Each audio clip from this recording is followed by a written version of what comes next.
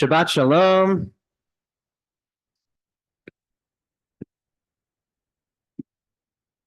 This week, Miriam leads the women in song. After God drowns our enemies, the advancing Egyptian army into the Sea of Reeds, at long last, the people of Israel are free. And our first response is song, which seems to pour out of us, like the waves being held back as walls on either side, only to crash back down when God releases them. Our people's redemption song, held back by 400 years of slavery, breaks out in waves as we are released. So Miriam takes up her timbrel. What's remarkable is that we don't have time for our bread to rise. We leave in such a hurry, but somehow we remember to take the timbrels. The song rises, but the bread doesn't. And so for millennia to come, we eat matzah on Pesach. Given the choice of how to allocate that extremely limited time departing Egypt, time to let the bread rise, which would have vastly expanded the menu for our seders, or time to pack our instruments, it seems an easy choice. Leave the timbrels, take the cannolis. But Deuteronomy reminds us, Lo al halechem levado yechyeh ha'adam, a human being does not live on bread alone. So it seems we make the right choice. Bread, flat crackers, doesn't matter. We'll live. But we can't live without hope. We can't live without the song of our people. We can't live without knowing who we are. If only this were Sisterhood Shabbat, I would talk about Miriam the prophetess. But today is Men's Club Shabbat. Today isn't about quick-baked bread, it's about slow-cooked beans. It's about our 25th annual Sheila Radman Bach Cholent Cook-Off, a beloved tradition started 25 years ago, in part and especially with the great help of Murray Berkowitz, whose motto is always adequacy, but you give us so much more. You give us excellence, rolling up your sleeves, volunteer extraordinaire. Thank you for giving us this gift and for honoring Sheila's memory as a dear friend of this community who lives on and continues to bring us joy. So instead, I want to talk about what it means to be a man, and especially a man in dark times. Miriam isn't the only one to sing her song this week. Moses does too.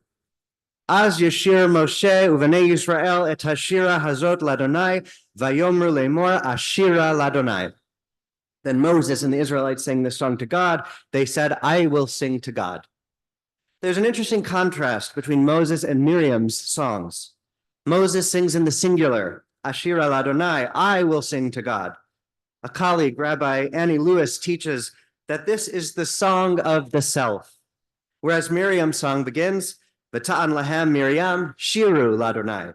Let us sing to God, plural. This is the song of the nation. Both are equally important. After being dehumanized and degraded for so long, the Israelites need to relearn that each of us has intrinsic value and worth as individuals, created b'tselem Elohim in the image of God, possessed of our own unique songs, which are enhanced when sung together in harmony as a people, as a nation. In Moses' song, we get an interesting image about what it means to be a man in dark times. He sings, Adonai ish milchama, Adonai shemo. God is a man of war. God is his name. I want to explore both parts of that verse. God is a man of war. That's the first part. I had an interesting reaction a few months back when our synagogue had the great privilege of receiving a military briefing from former IDF spokesperson, Lieutenant Colonel Jonathan Conricus. I shook his hand on the bima here and thought to myself, this person standing in front of me, this is what it means to be a man. The towering Israeli reservist, formidable, who knows of loyalty, courage, and service. This is a man of war.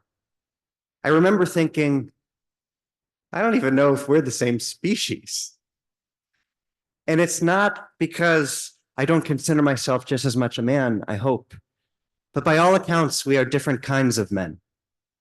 I've had the privilege of growing up in a country without conscription, in a reality where we are not under constant threat of missile fire or terrorist attack. Our brothers and sisters in Israel live in a very different reality, one where even its great poets, Yehuda Amichai, who wields not the sword but the pen, writes in his poem Wild Peace, I know that I know how to kill. That makes me an adult. I can only imagine how this resonates with brave Israeli men and women who at a certain age step up to serve and protect their country. But Amichai, lamenting that which feels unnatural, the need to defend oneself against enemies, the need to know how to kill, dreams of a different reality. Just as the waves won't be held back forever, and the song of our souls can't be suppressed forever, he writes, let it come like wildflowers, suddenly, because the field must have it, wild peace. We all dream of peace blossoming like wildflowers, as if peace itself is a force of nature that can only be held back for so long. But that reality feels very distant when we're surrounded by destructive forces, the advancing Egyptian army on one side, the sea on the other. It's in these moments that we call out for Ish Milchama, warrior, both among our own human ranks and Adonai in the celestial abode. We call out for strength and security. The Israelites envision God as a man of war because, though we lament it, there are times when we have no other choice. But our verse doesn't end there. We read, Adonai ish milchama, Adonai shemo. Rashi notes that the latter half, Adonai shemo, is just as significant. The name for God used here is not God's aspect of strict justice, Elohim, which is the name we'd expect the Israelites to invoke in this moment of bitter conflict and dire straits. Instead, Moses uses God's name Adonai, which invokes God's attribute of mercy. Rashi writes, God is a man of war, but his name is Adonai, the God of mercy. Rashi continues, even at the time when God battles against and avenges himself upon his enemies, he retains his attribute expressed by his name Adonai, showing pity to his creatures and feeding all the inhabitants of the world, not as is the nature of the kings of the world, each one of whom, when he is engaged in war, turns aside from all other engagements and has not the power to do both this and that. Rashi saying that God does what human beings have a very difficult time of doing, accessing the attribute of mercy and compassion, even when rising up like a warrior to defend God's people. An idea best exemplified by a midrash many of us know so well. When the sea closes back up and envelops the Egyptian army, the angels rejoice. Like us, they can't withhold their song any longer. So as an angelic chorus reverberates through heaven, a song of praise, triumph, and elation, God silences the angels. Enough, God says. Can't you see? My creatures are drowning in the sea. Adonai ish milchama. Yes, God is a man of war. But Adonai shemo, mercy is his name. So our firstborns are instructed to observe a fast for their firstborns, whom God strikes down as the 10th plague against Egypt. And only then are we permitted to celebrate our festival. Many of our brave brothers and sisters are fighting physical battles to defend our homeland and to defend our people. But all Jews are engaged in another high-stakes battle called Milchamta Shel Torah, the War of Torah. This is not the war fought on battlefields, but fought in the Beit Midrash, the house of study, and fought within every Jewish soul. Our rabbis lived in exile, without their homeland, without an army, so they rarely had occasion to imagine military victories. Instead, Jewish manhood to the rabbis, Jewish womanhood, personhood, meant victory over the self, conquering the oppressive Yetzer Hara, the evil inclination. So we read in Mishnah Pirkei Avot, the ethics of our ancestors, Ezehu Gibor Hakovesh et Yitzro. Who is mighty The one who subdues his evil inclination conquers it. As it is said, he that is slow to anger is better than the mighty, and he that rules his spirit than he that takes a city. From Proverbs 16:32. It's front of mind, for all of us this Shabbat, the proposal to take and transform Gaza. Being a man, being a woman, being a Jewish adult is never easy. It requires us to discern when is the time for Ish Milchama, war, and when is the time for Adonai Shemo, mercy and compassion. God knows how to do both at the same time. That's what makes God, God.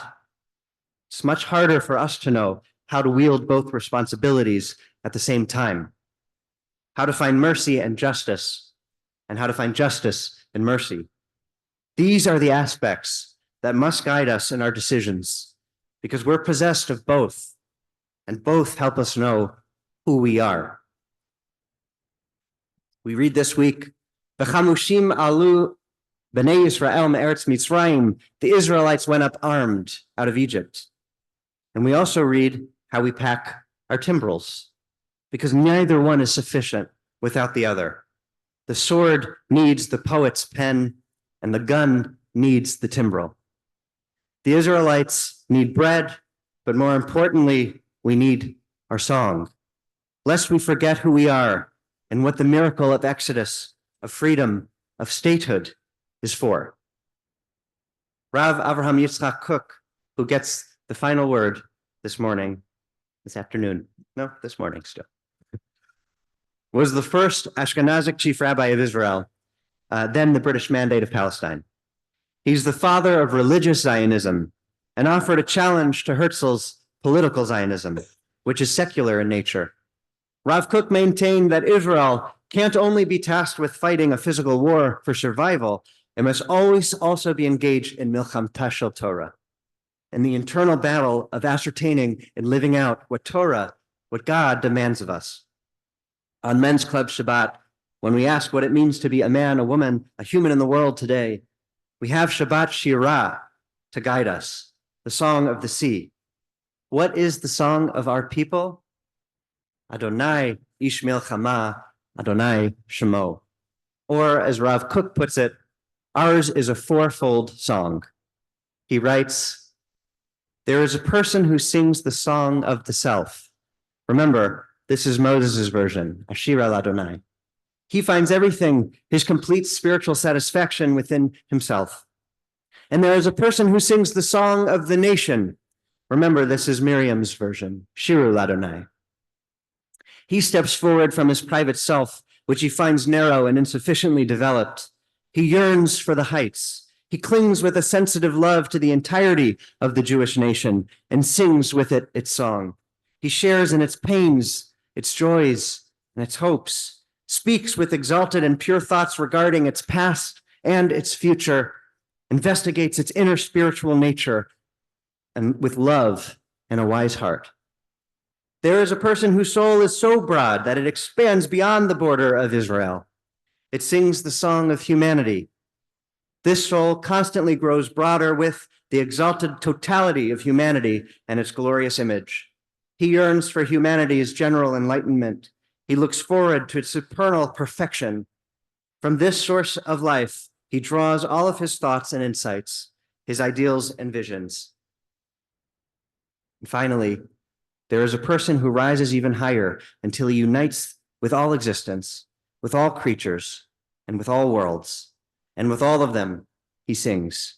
This is the person who, engaged in the chapter of song every day, is assured that he is a child of the world to come. Rav Kook concludes, and there is a person who rises with all these songs together in one ensemble, so that they all give forth their voices. They all sing their songs sweetly. Each supplies its fellow with fullness and life, the voice of happiness and joy, the voice of rejoicing and tunefulness, the voice of merriment, and the voice of holiness. The song of the soul, the song of the nation, the song of humanity, the song of the world, they all mix together with this person at every moment, and at all times. Though at times we may forget the words or struggle to find them, we all know the melody of this fourfold song. It's in our Jewish bones. It's passed down from generation to generation. May we sing unto God a new song this Shabbat Shirah, and a very old one too. Shabbat Shalom.